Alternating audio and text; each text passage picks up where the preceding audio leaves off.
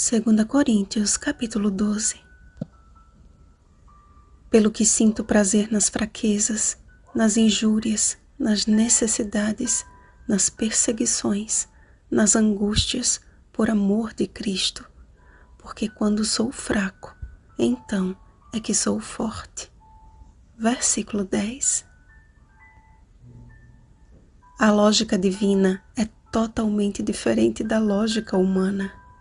É por isso que Paulo também afirmou que a loucura de Deus é mais sábia do que os homens e a fraqueza de Deus é mais forte do que os homens. 1 Coríntios capítulo 1, versículo 25. Muitos confundem a sabedoria e a força com os padrões humanos, limitando Deus a esses padrões terrenos e corruptíveis. Entendem sabedoria como sendo palavras bem escolhidas e força como sendo determinação. Porém, sabedoria nem sempre está numa boa oratória e força nem sempre se encontra em alguém determinado. Ambos são dons de Deus, disponíveis a todo aquele que os busca com sinceridade.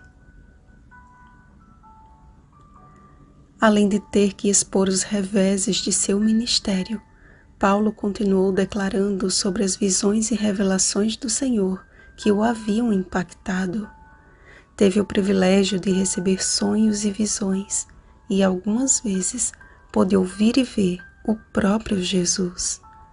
Diante de tamanhas revelações, considerou seu espinho na carne uma forma do Senhor livrá-lo da exaltação própria e da soberba. Apesar de seus clamores para que fosse liberto deste mal, a resposta de Jesus o impactou e o fez compreender a lógica do céu. A minha graça te basta, porque o poder se aperfeiçoa na fraqueza. Não sabemos do que se tratava esse espinho na carne, mensageiro de Satanás.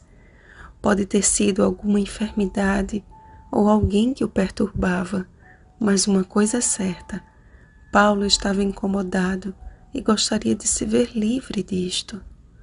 Mas ao invés de ter seu pedido atendido, Jesus apresentou a sua preciosa graça como suficiente e a fraqueza de Paulo como impulsionadora do poder de Cristo.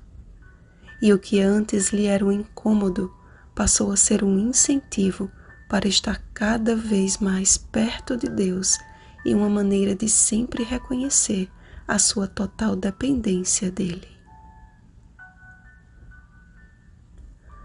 Mesmo no meio do professo povo de Deus, há aqueles que se julgam sábios e fortes aos próprios olhos, chamando palavras rudes de sabedoria e autoritarismo de força. Da mesma sorte, muitos cristãos têm sido enganados por homens fraudulentos que só visam os seus bens. A preocupação de Paulo e a do verdadeiro cristão deve ser de procurar sempre o bem do outro, de gastar-se em prol da salvação de pessoas, de mostrar o caminho em que devemos andar, andando também por ele. Tudo o que compartilhamos com vocês aqui no Reavivados, falamos em Cristo perante Deus e tudo, ó amados, para a vossa edificação. Tudo para que possamos crescer juntos na graça de Cristo e nos desenvolver na vida em todos os seus aspectos, mas principalmente no espiritual. Não permita que haja entre vós contendas, invejas, iras, porfias, detrações, intrigas, orgulho e tumultos, pois tudo isto endurece o coração. Pedir perdão ou dar o braço a torcer não é sinônimo de fracasso, mas de conquista. É o reconhecimento de nossa fraqueza, abrindo espaço para a atuação do poder de Deus.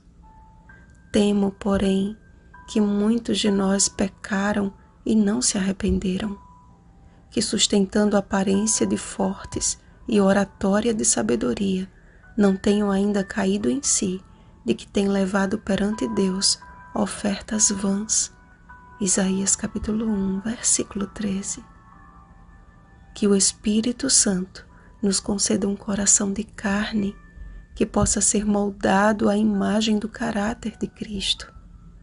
Lembremos de Sansão, de como a sua força e sabedoria humanas o levou ao fundo do poço e de que foi no seu momento de maior fraqueza que Deus o fez sobremodo forte. Eis o segredo da verdadeira força: reconhecer as nossas fraquezas e que a força é um dom de Deus dada no tempo oportuno. Vigiemos e oremos. Bom dia, fortalecidos pela graça de Cristo. Oremos pela recuperação de Adriano, que ainda permanece na UTI, e dos demais enfermos. Oremos pelo poder do Espírito Santo. Oremos uns pelos outros. Rosana Garcia Barros.